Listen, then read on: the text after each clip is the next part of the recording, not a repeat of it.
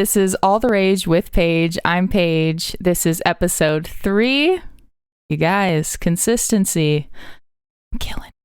I'm really proud that so far I've stayed consistent and I've posted once a week. Honestly, I never would have thought I could do something like this. And here I am. So we can do anything, you guys. Today we're going to be talking about emotional regulation. And I think a lot of us are just finding out what this is and trying to figure out what it all means. So I don't think it's really a new development because I actually just bought an Alan Watts book from, I think it was 72, and it's talking a lot about similar concepts. So I think all of these things have been around. I mean, duh. It's just weird how late it's getting into mainstream knowledge. And I do think that there are reasons for that because nobody's going to be really making much money off this. They're going to find a way. But I think if people actually really learn this stuff and are fully reliant on themselves for their happiness or their regulation, because I mean, happiness is, I think, a term that everyone sees differently, like what happiness means. So in my mind, when I'm talking about happiness, it's more of like an overall feeling. Like in general, I feel happy and fulfilled with myself and my life. So emotional regulation to me means being able to feel all of your feelings without pushing those feelings down or having like a big reaction. So it's being able to feel all the things, identify it, reflect on it, and being able to pause and shift accordingly. This episode came about because, well, I think most of my episodes are just going to be about whatever I'm thinking of that week. And emotional regulation is something that has been like at the forefront of my mind for at least a couple of years now. Very much so within the last year being like a prioritizing focus. And that's because, like, as a mom and just as a parent, a lot of these things come to the forefront as far as like our toxic behaviors or things that we really need to work on or things that we have buried deep down inside of us. They naturally come out when you have kids because being a parent is almost like experiencing what childhood is like over again. And it's not the same if you were like a nanny or a caretaker that does it 40 hours a week. This is something like you are responsible for 24/7 and is something, I mean, you should be thinking about for the majority that you are thinking, because all of a sudden your life is a lot more than being about yourself. I think seeing your kids experience things for the first time makes you think about your experiences you had for the first time or how you felt really early on in life. And it just kind of opens the door to a new level of self-reflection. And that's good and bad. I think it's good in the way that I think it's something every single person should work through and think about and, continue to work on throughout your life. I almost kind of have this feeling like it's a main purpose that we have in life. But as a parent, it's so important because now you're teaching somebody else how to be a human. And if we aren't able to see ourselves clearly or be able to move through the world like more consciously, then I think that that's a lot harder to do. And also more likely you're going to make a lot more mistakes than you will if you're a lot more aware of these types of things. Tantrums and just being able to navigate parenthood is going to be so much, I don't really want to say easier, but more productive, I guess, having this knowledge because you're going to be more able to understand what's happening and how to help them through it in a healthy way. I decided to try an experiment on myself this week, and that was to write my symptoms and my feelings, like identify the feelings that I'm having morning, afternoon, and evening in my journal every single day for a week and try to do it in a way that's not like adding my thoughts or ideas, and come at it more from like if I was a scientist, like observing me. The only thing is they don't know how my body feels. So like as if I was asking myself these things as somebody who wasn't me, essentially. The beginning of this process was interesting to me because I had never written in my journal these sorts of things, like unless I'm doing like a food diary or something. I haven't really done journals.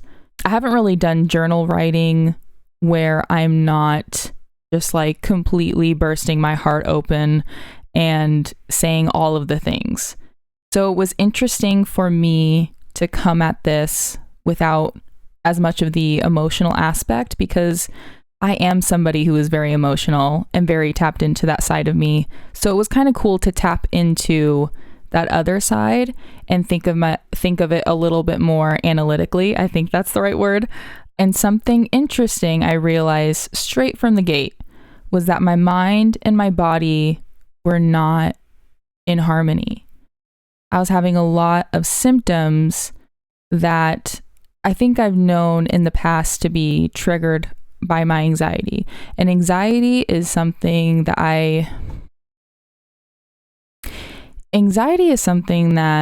I almost have found crippling for my life. Like, it's something I'm the most self-conscious of. It's the thing that I most easily fall into. And it's something that, you know, affects my daily life and affects pretty much anything that I do.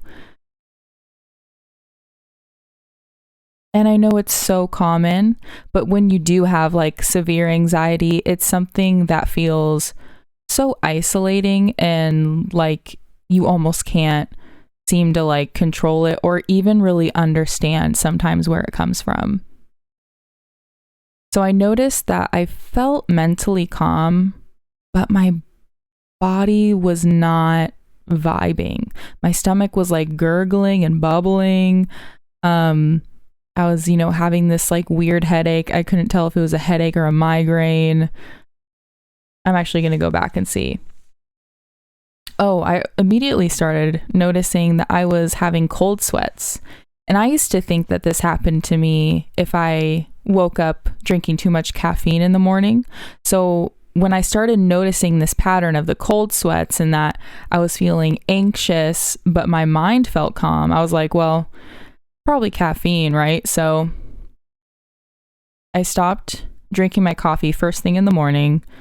It didn't really change anything. And then I tried not drinking coffee at all. And again, it didn't really change that much. So that was surprising to me too. And I was like, is it because of my egg bagel that I eat every single morning? So I tried not eating it for breakfast one morning, and not that like you would immediately always feel a difference by like eliminating a food. There was something telling me that it's not just what I'm eating. I mean, surely I could probably do more to help my gut. Surely there's more I could do to help my gut health, because I feel like all of us probably have this issue, considering who knows what is in our food nowadays. Like, I eat pretty clean, but I honestly think I still have issues because of like whatever pesticides or whatever they end up getting in our produce, like even organic stuff, like it's still blowing in onto their farms and all that stuff at this point. So that's obviously a different conversation. But it does, I think, affect our mental health. So if that is something that resonates with you, I would definitely look into gut health and even growing your own food. That for me is going to be a goal way down the line. Again, other conversation. I'm sure we'll do an episode on things of that nature in the future. But yeah, I think that's why all of us are having gut health issues at this point. My body started getting worse and worse. Probably because I was like, what is happening? I was kind of starting to get into shock. But I did have a night, I think it was Wednesday, where after bed, Charlie and I really connected just by like talking to each other for a really long time. We ended up having a great evening together, if you know what I'm saying, and then talked even more. The next day, I felt fantastic mentally. I was like, this was exactly what I needed. I feel like myself again. All these things. I was feeling so optimistic. I was proud of myself because I had not missed a single journal entry. I was like, I'm noticing the patterns. Like I'm figuring this out, and I could already just envision me talking on here and talking about how blissful and life-changing this experience has been. And what followed was disaster. My body was getting worse. It had felt like I was hungover. I don't drink. Felt like I was hungover and like I was having a detox, like an actual detox. My cold sweats was getting worse. It was almost like I was sick, but I didn't have a fever. And I could tell that it wasn't sickness because of the level of up and downs that was happening to me. And my body was vibrating. Like it wasn't the same feeling as having the flu or even COVID. I could just tell that my body was on like anxious overdrive. And it was so confusing because like normally if I'm having an anxiety attack, there's at least something that happened that's bringing up the subconscious things that I'm actually feeling anxious about or whatever. But this time it was like, I don't know what's going on because I was feeling so good last night and this morning. And I stopped doing the journal entries. I noticed like when this feeling started happening, I all of a sudden wasn't doing it anymore. I wasn't doing it anymore all of a sudden because I had this like feeling that the experiment wasn't helping me and I was just getting sick or whatever it was. I just like, I guess, lost the motivation for it all of a sudden because, you know, I was noticing things and things were improving and then all of a sudden I didn't understand at all what was happening to my body. I think simply because I was observing it this way, in a way that I've read about so many times, in a way that I try to do in the moment of distress. Because I was like observing and being conscious of how my body felt versus my feelings at, 3 times a day, I think it just made me more in tune with my body, and my body received that opportunity. And it was like, all right, you asked for it. I suddenly knew it wasn't about this week or any of the things that I was trying to find as an explanation for what was going on. And I realized that this is stuff my body's been holding on to for a really long time. And I just gave it permission to show me, what I've been holding on to, I think. And it felt really heavy.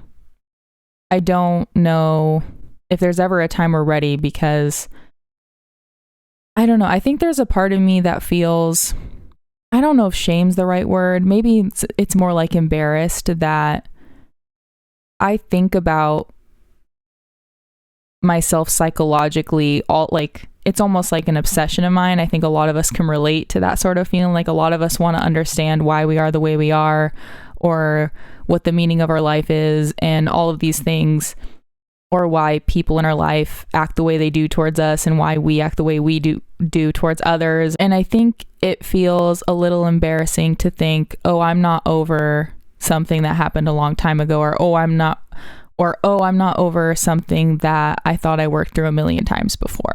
But I also think our body has a lot of superpowers, and I think one of those is releasing or coming to terms with things when we are ready for it.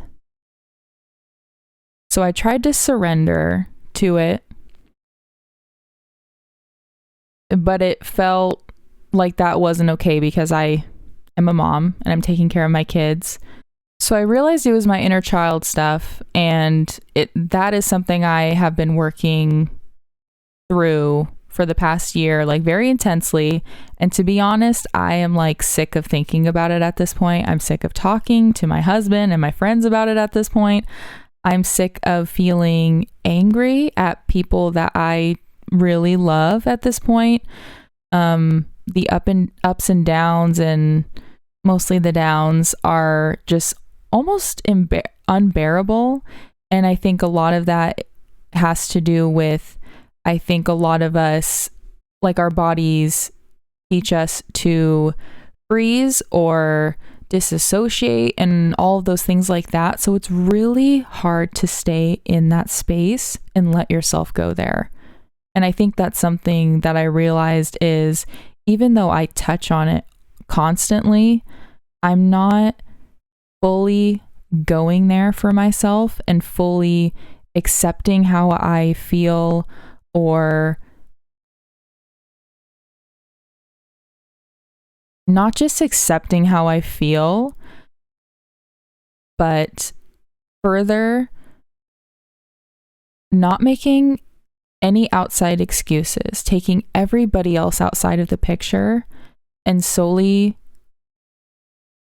validating and comforting myself. I think a lot of us have a really hard time with that because of a lot of us are raised to put others before ourselves. And it's confusing because that day I was like, well, this is selfish of me because I need to be here for my kids. I'm upsetting one of my kids by being so sad. Like, how can I stay in this space without doing a disservice, as a mom? And I just had to remind myself, like, this is going to be one day that I fully surrender to this. And hopefully this is going to help me. Hopefully this is going to help me to not do the toxic behaviors that I've learned or do to protect myself, so that I can be a better mother, every single day moving forward. So I gave myself that day. And I think now I'm going to have better skills to be able to handle things moving forward. I feel like I have a really hard time explaining this, and that is simply because this still feels new to me. It's something I think about all the time, and I feel like I could talk about all the time, but I'm still not a professional, and obviously, like, I'm learning and growing. So yeah, hopefully this is making sense. Another main observation I did realize is that my main source of calming myself down is disassociating. And I definitely think it's a learned behavior from being a kid. And I think a lot of people have that in common. I think that's why social media or like watching TV is so addicting, because it's very easy to have escapism in these outlets.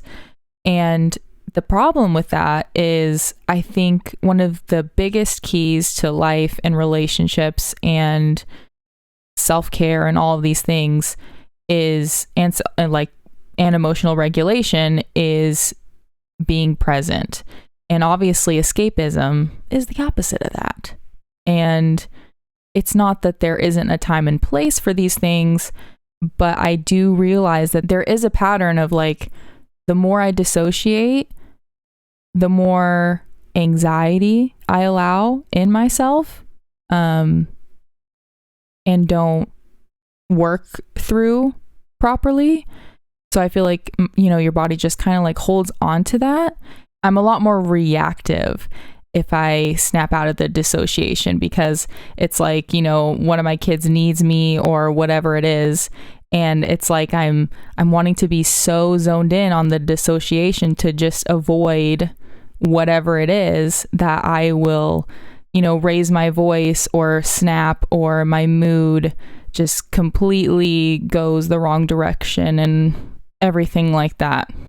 I also think the issue with dissociating or like escapism is that it is going to affect where your mindset goes. And it's very uncontrolled in a way, because we don't we can't predict what we are going to find when we open our phones, right? So we don't know who is going to be talking to us, if it's going to be somebody that gives us energy or depletes our energy. We also don't know what posts are going to come up that might upset us. So it's definitely a risky thing that a lot of us do, and it makes sense that a lot of us are struggling to have a healthy relationship to these things. And I think the solution for me, which is gonna be hard, it's probably gonna have to happen in steps, is trying to limit my access to disassociate.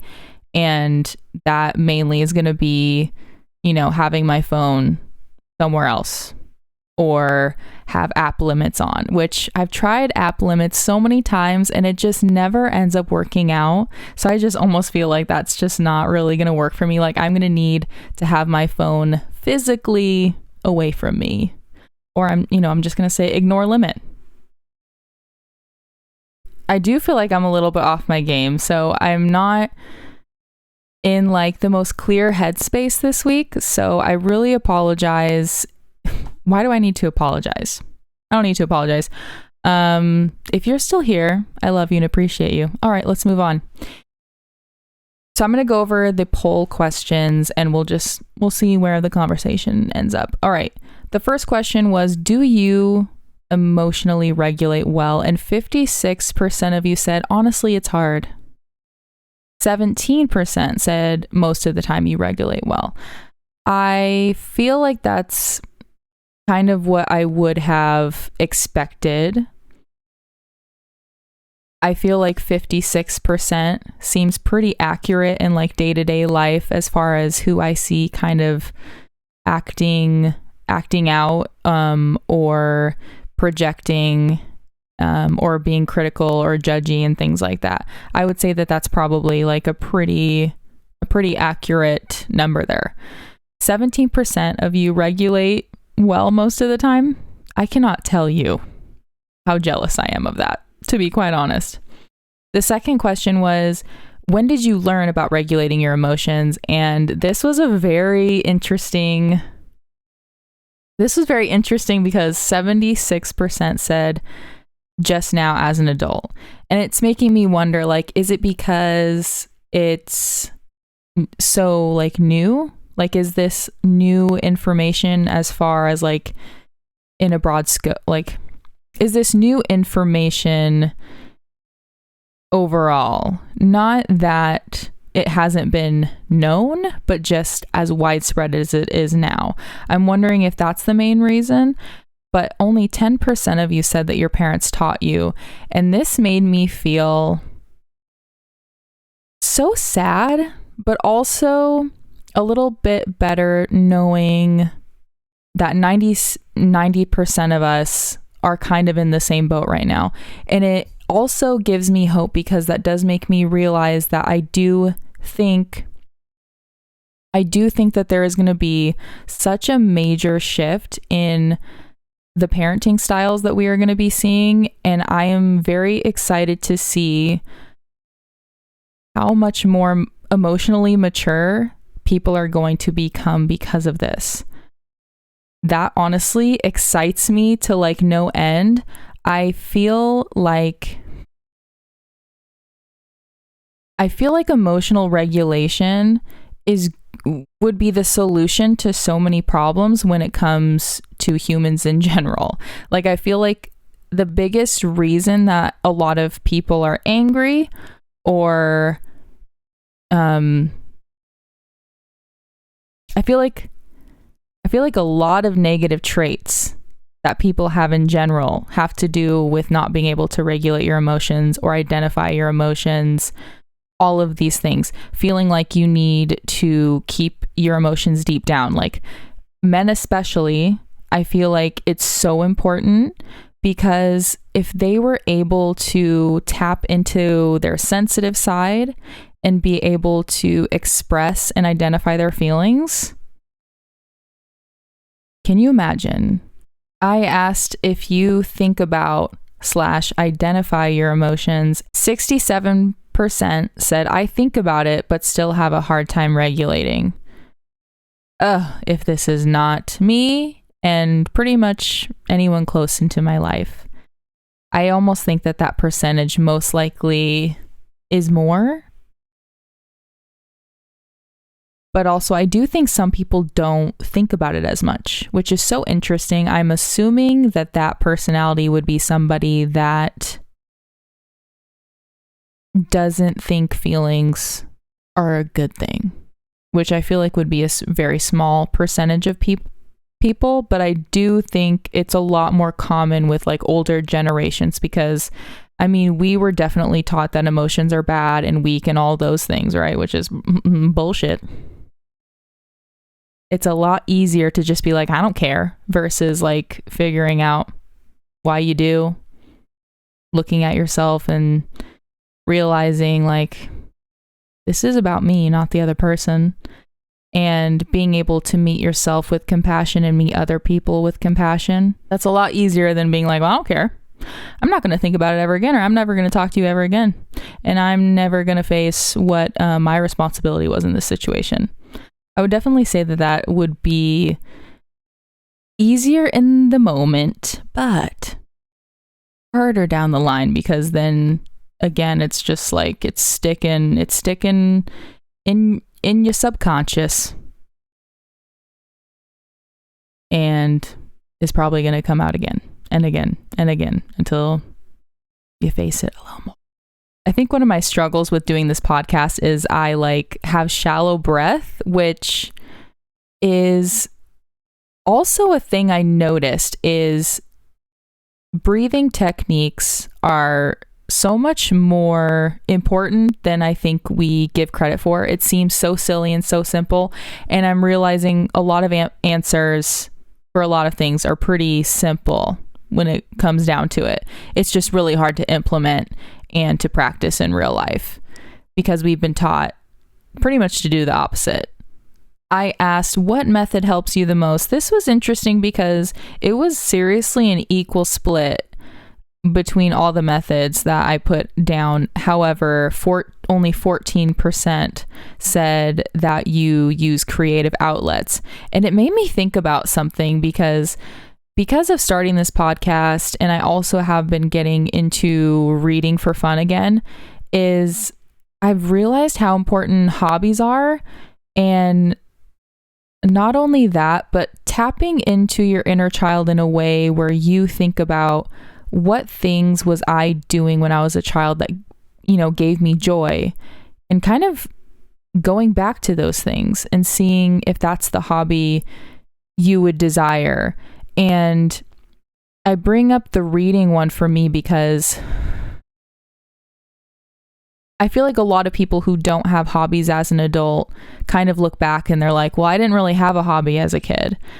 And for me, like with reading, that was never something that I consciously thought about as like, oh, I'm a reader. I never thought of it that way. I think because I was young, I didn't think of it as like an identifier for myself to the point where I consciously knew how much I loved reading, which is so weird to say, but I think when you're a kid, you're just doing what you want to do and not thinking too much about it. You don't have as much, at least for most people.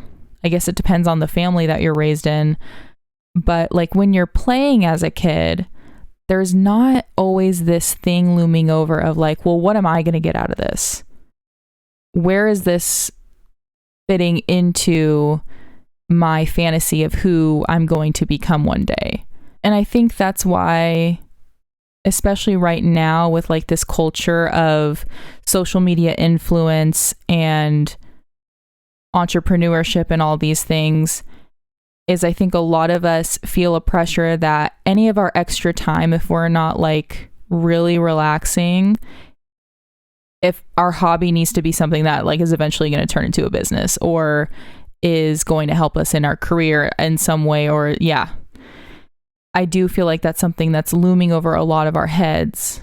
And we also don't see hobbies as something productive usually, or something that is worthwhile like investing in. It makes me wonder, if more people had creative outlets, would more of us be able to tap into our emotional regulation? Because overall, we might feel a little more ourselves and a little more fulfilled and a little bit more tapped into our inner child, having our creative outlets. It is something to think about. I've noticed that my self-compassion journey turned into me doing not only things like, skincare, or buying nice shampoo and conditioner, or buying myself some makeup so that I, can feel confident. It turned more into me doing the things that I used to do as a kid. Ultimately, letting myself play a little bit more, not needing everything that I do to have like an end goal. I asked you guys if you think your thoughts are who you are, or if it's something you kind of try to consciously separate as like, I guess I see it as like a tool for us to communicate to ourselves, because like we do have our subconscious and our conscious, and I feel like a lot of our thoughts can be different versions of ourselves, and a lot of like messaging or things that we learned, just on our life experiences and who raised us. 61% said that you really try to be conscious of these things or think about them. And 33% said, I think my thoughts are who I am. This is interesting. This is something that I think I've had a really hard time like understanding or really considering. And I have really been changing my mind about how I feel on this. I do believe that our thoughts can be really deceiving sometimes. I think a lot of us have an inner critic. We have voices telling us to be scared of things. And it's hard to differentiate how we really feel. It is so hard to figure out because there's nobody that's going to really have the answer for us. Like, we simply have to just like keep working on it and keep trying to figure it out. Now, when I am having really negative thought patterns, I try to consider like, who is this showing up here? Is this like young Paige? Is this Paige from when I was in my career? I try to consider like, what's showing up here? Why is this upsetting me? Or why am I thinking this way about this person? Because most of the time it really is a reflection of ourselves. I do like believing that all of our thoughts are not who we are, because I think a lot of us are really cruel to ourselves, and it would be really hard to believe that that is really who we are. I also think it's hard to believe that the way that we react towards other people, or we're like super judgmental and all the things like that, that's hard to believe that that's real. And I just think that there's too many patterns of people's behaviors, because haven't you thought so many times, like if somebody's vented to you about somebody or something, and in your mind you're kind of like, aren't you doing that right now? Or haven't you done that to, me before? Like, a lot of us don't call people out because we see what's going on, but we want to let them figure it out. Like, it's not really our responsibility to point it out to them. And we also don't want people to be upset at us, because even when we do point things out to people, like, it's up to them whether they believe it or not. I think that's what this is taking the steps to, when we're having these thoughts and feelings, to consider, like, what is this about me? What is this telling me about myself? Is there more to this? And I think that's really what it comes down to, is like, our thoughts are almost like our subconscious protecting ourselves, or taking whatever path is easier for us to understand in the moment, versus like our thoughts that we, I guess, hear or envision in our minds is the conscious thoughts, but it's really our subconscious talking. So it's almost like we need to take that extra step to pause and be curious about what it means, because it is our subconscious, but it's translating in a way that is not fully there. Like, I feel like we hear all the time that our brains don't fully function 100%. So I guess I'm trying to think of it that way of like, this is the dumbed down version. I need to use me and who I am to really investigate this and figure out what's actually going on. It is kind of silly to think that simply life experience or just being born smart or things like that is the way that we can mature. And I feel like a lot of people think maturing comes from whatever you've been through. And the way that I see it is like, maturity is simply about doing that inner work and being able to like face yourself and turning it into compassion and understanding.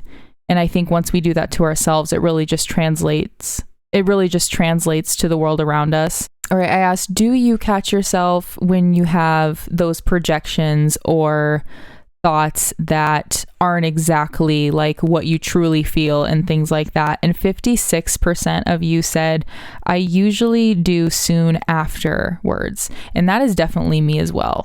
And it is interesting how even if we're not taught these things, I do think most of us are really intuitive and intelligent in these ways. And I think we're seriously all just like on the cusp of being there. It's just being able to catch ourselves before we react. I feel like that's the biggest piece of the emotional regulation that most of us have a really hard time with, because a lot of us were modeled these behaviors, and it's just like so deeply ingrained in us that it is very hard to stop us in the moment.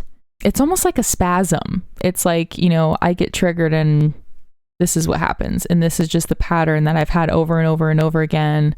And I haven't dug down deep to really heal from it. So it makes sense that this is how it comes out of us, but it is hard to know, because a lot of it is in our subconscious, or we don't have the memories easily accessible to us anymore, because a lot of us, it comes from, childhood. And a lot of us don't have these memories anymore because our bodies kind of protect us in that way. And when we're older, I do think it's a little harder to tap into that when we are traumatized, and it's a lot harder to forget about it because there's obviously less time from that point. And I think as kids, we're a lot more impressionable. So those feelings and everything is a lot harder to understand until we are older. And that's why I think sometimes it becomes that much more overwhelming when it does come out when we're older. I asked you guys if you recognize it in other people as well, and 53% said that you actually notice it and give grace for the other person in that moment.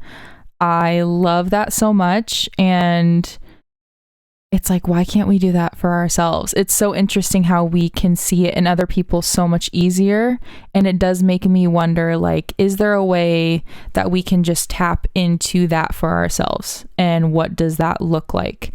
Maybe try to consider, how do you notice it in other people in the moment, and what can you do to do that for yourself? It's kind of like that same thing of like, why is it so much easier to like support our friends or give them compliments and see the reasons for their mistakes and things a lot better than we're usually able to do that for ourselves? It's kind of like that same thing.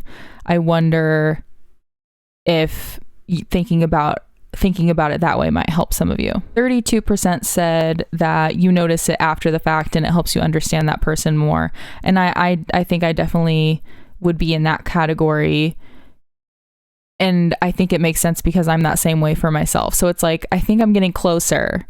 It's just being able to catch myself and pause before I react is what I personally have a really hard time with. And it makes sense for us that haven't learned it as kids. And something that popped up on my Instagram when I was actually writing these poll answers down. It was a parent post about teaching your kids to emotionally regulate. And it just kind of clicked for me, because when I've thought about how I've been feeling this week, it did really remind me of being a toddler and obviously like being myself as a younger kid. And it just kind of made me think about what I was considering with the creative outlets, how going back to the things that make me feel connected to my inner child have really helped me tap into that self-compassion and heal a bit. And so it just kind of made me realize, like, well, why am I not taking this advice that is for teaching kids how to do this? Because I am a beginner at this. I am just learning this really for the first time.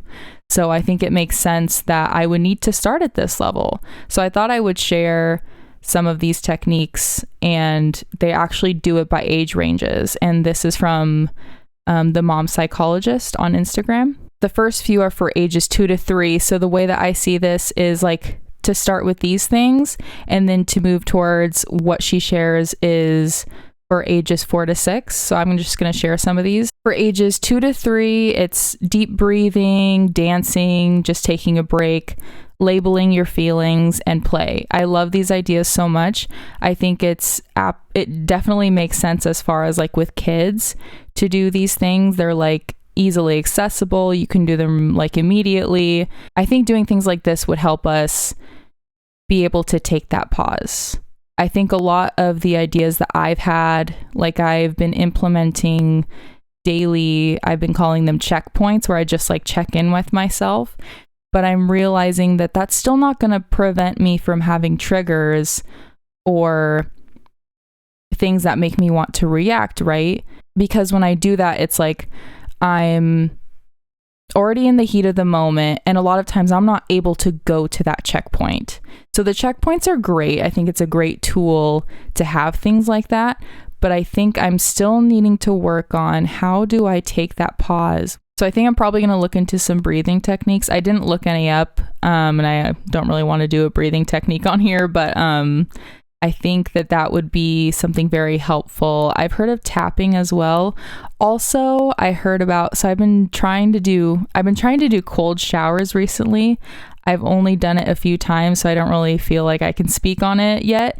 However, I also heard of an idea where you can just have like a bowl of ice water and dunk your head in that for like 30 seconds. I've considered it. I might actually try that at some point. Like if I'm not wearing makeup and I can actually do that, I might try it out. It does seem like almost like a checkpoint type thing, because that's not like something you could do that quickly, I guess. And I don't know how I feel about that, but I have looked into that and considered it.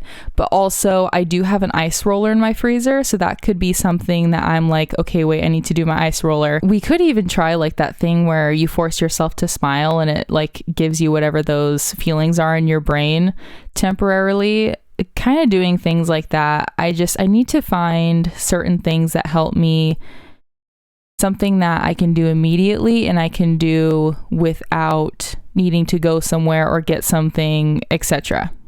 So for ages 4 to 6, the examples are all the previous skills that I mentioned, but also it starts going into more creative outlets. It's talking about artwork, yoga, exercising, reading a book, retelling your experience to a friend, grounding exercises, meditation, taking a shower or a bath, taking the time to have those hobbies, having my checkpoints throughout the day to check on myself and identify what I'm feeling in my body, see if my mind and my body are in harmony.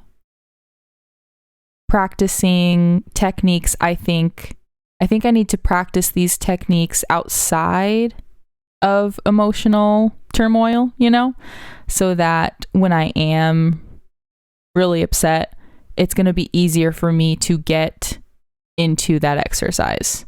If it's something that feels really foreign, I think it's a lot harder to do that versus run to my phone and disassociate. And obviously, the more we practice these things, it's going to be so much easier. And I think a lot of things that seem so simple are usually like the hardest things to do.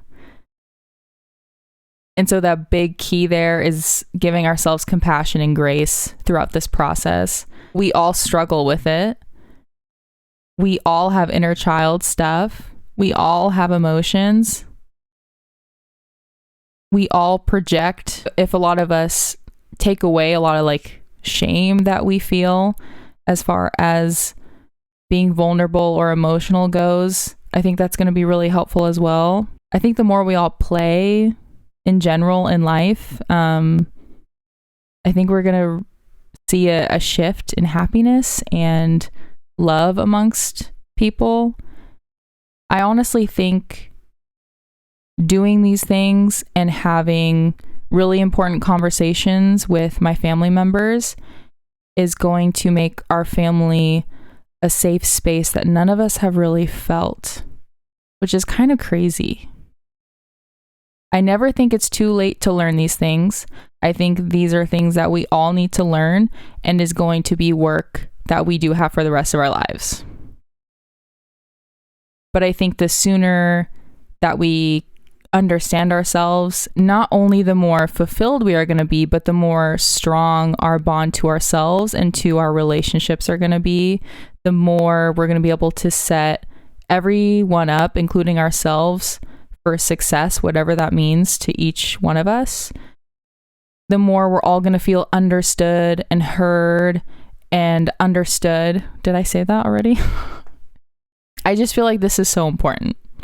I really hope that this only continues to grow and it doesn't just become something temporary. I do think that the more that we talk about it, the less taboo it's going to be, the less embarrassing it's going to seem for us to just be ourselves.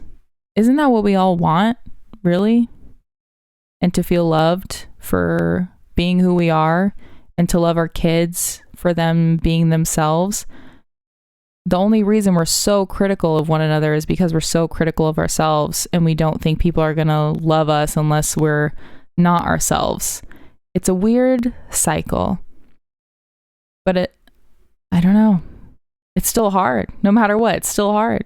This was fun. I don't know how to end it, but I'm so tired and I'm wanting to read that Alan Watts book now and go to sleep and get some sleep. So, all right. I hope to see you guys next week. Please let me know if any of this resonated with you or if you're going to try some new techniques, and if anything works for you, please send them my way. Tell me what hobbies you are going to go back to, how you're going to go out of your comfort zone, all the things. Tell me everything. All right. Love you guys. See you next week. Bye.